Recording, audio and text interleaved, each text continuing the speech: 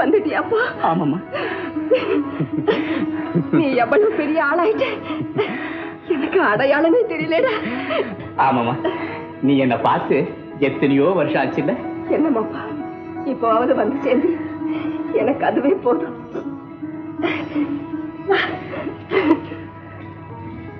ஆமா, நாங்க இங்க இருக்கிறது உனக்கு எப்படி தெரிஞ்சது?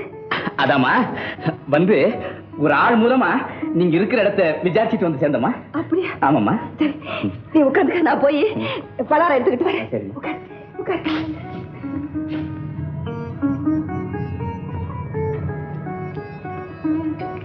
இந்த சாப்பிடு. பரவாயில்லம்மா. நீ சின்ன பிள்ளையா இருக்கும்போது லட்டுன்னா ரொம்ப பிரியமா சாப்பிடுங்க. இந்த எனக்கு பசிக்கலமா. என் கண்ணுல சாப்பிடு, சும்மா சாப்பிடு. சின்ன வயசுல சரியா பள்ளிக்கூடம் போகாம காலி பசங்களோட சேர்ந்துகிட்டு கண்ட இடத்துலயும் திருடு.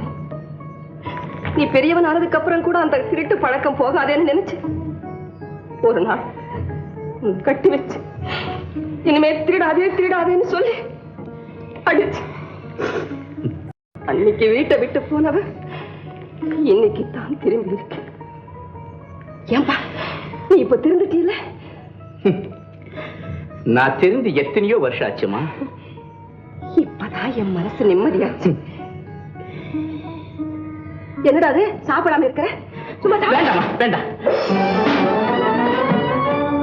தம்பி, ஏதப்பா இவ்வளவு பணம்? ஒண்ணு இல்லம்மா, நான் சென்னையில ஒரு வட்டி கடையில வேலை பாக்குறேன். இங்க ஒருத்தர் எனக்கு கொஞ்சம் பணம் தரணும், அதை வசூல் பண்ணிட்டு போறேன். அந்த பணம் தான் இது, வேற ஒண்ணும் இல்லம்மா. அப்படியா? ஆமாம்மா. இந்த ராஜம்மா கொடுத்து வச்சவ. நான் பெத்தது 2 பிள்ளைங்க. அந்த 2 பிள்ளைங்களை 2 கோடிக்கு சமம். ஆமாம்மா. ஆமா, நீ கிராமத்துல இருந்து எப்பமா இந்த ஊருக்கு வந்த? உன் தம்பி இங்கதான்டா வேலை பாக்குறான்.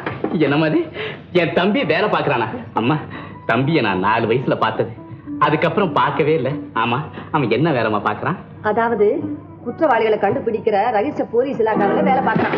என்ன சொன்ன? என்னடா அது, ஏன் திருட மாதிரி முழிக்கிற? இல்லம்மா, அவன் இந்த வேலை பார்க்கறது எனக்கு கொஞ்சம் கூட பிடிக்கவே இல்லை. போய் அவன் போலீஸ்லயா சேரணும்? என்னப்பா இப்படி சொல்ற? ஒரு மனிதன் தன்னுடைய கடமையை ஒழுங்கா செய்யறதுக்கு அருமையான சந்தர்ப்பங்களை உண்டாக்கி கொடுக்கிறது போலீஸ் இலாக்கா ஒண்ணுதாங்கிறது என் அபிப்பிராயம். இருந்தாலும் அவன் ஒரு வக்கீலா இருந்தா நமக்கெல்லாம் எவ்வளவோ சௌகரியமா இருந்திருக்கும். இத பாரு, நீ 1000 சொன்னாலும் சரி, நம்ம குடும்பத்துல யாராவது ஒருத்தர் போலீஸ்ல சேரணும்னு நான் ரொம்ப நாளா ஒரு வைராக்கியம் வச்சிருந்தேன். அந்த வைராக்கியம் நிறைவேறிடுச்சு. இங்க இருக்கட்டுமா, எனக்கு கூட சந்தோஷம் தான். அம்மா, ரயிலுக்கு நேரம் ஆச்சு, நான் வரேன். என்னடா அது வலது வராதமா போறேங்கிற? உன் தம்பி உன்னை பார்க்கணும்னு எவ்வளவு ஆசையா இருக்கா.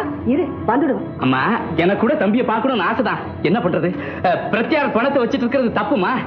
பரவாயில்லப்பா, இரு, இப்ப வந்துடுவான். வர நேரம் ஆயிடுச்சு தம்பி. அம்மா, தம்பி கிட்ட சொல்லுங்க, இன்னும் 2 நாள்ல நான் கண்டிப்பா வந்துடுறேம்மா.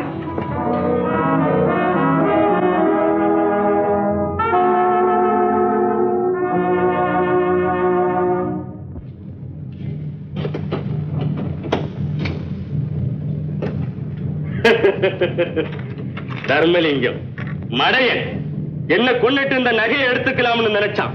நான் அவனையே தீர்த்து கட்டிட்டேன். இந்த வீரமுத்துவை எந்த போலீஸாலும் பிடிக்க முடியாது. ஏன் முடியாது? சிடி ராஜு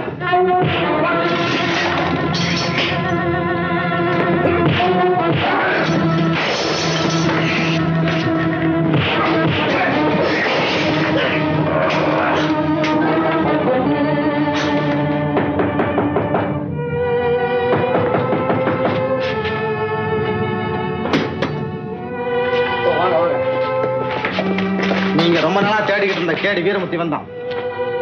மிஸ்டர் ராஜு, உங்களுடைய கடமுணர்ச்சியை பாராட்டுறேன். நீங்க செய்த ஒவ்வொரு சேவையும் நம்முடைய டிபார்ட்மெண்ட்டுக்கே பெருமை. ரொம்ப நன்றி.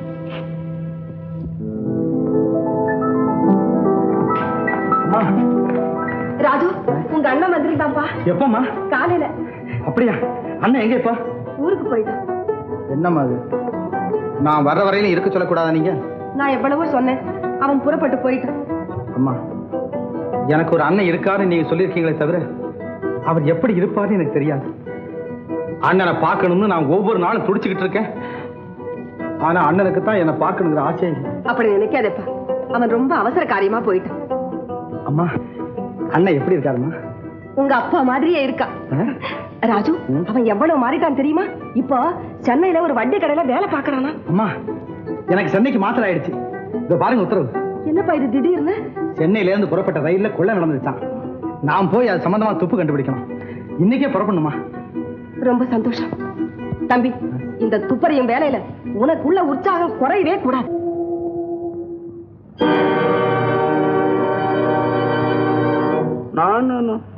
பிசினஸ்னா பிசினஸ். ஆமா, வட்டி பணம் இந்த மாசத்துல கட்டலன்னா சொத்து மேல அட்டாச் பண்ணுவேன். அதெல்லாம் விட்டு கொடுக்க மாட்டேன். பாசு, இவ்வளவுதான் வச்சா லெட்டர்ஸ்? ஆமாங்க. வேற ஒண்ணு வரல? வரல. பத்திரிகை வந்திருக்கு, அது அங்க வச்சிருக்கேன் நம்ம ஆபீஸ்ல.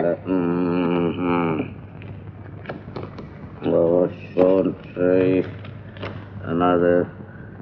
இன்று இரவு 10 மணிக்குள் பலகவாராவதி பக்கத்தில் உள்ள மரத்தின் கீழே 25,000 ரூபாயை கொண்டு வந்து வைக்க வேண்டும். தவறினால் இரவு 12 மணிக்கு உங்கள் பேங்க் சூறையாடப்படும். இவன் தான் அந்த ட்ரெயின்லயும் ஹோட்டலையும் கொள்ளையடிச்சவனா இருக்கணும்.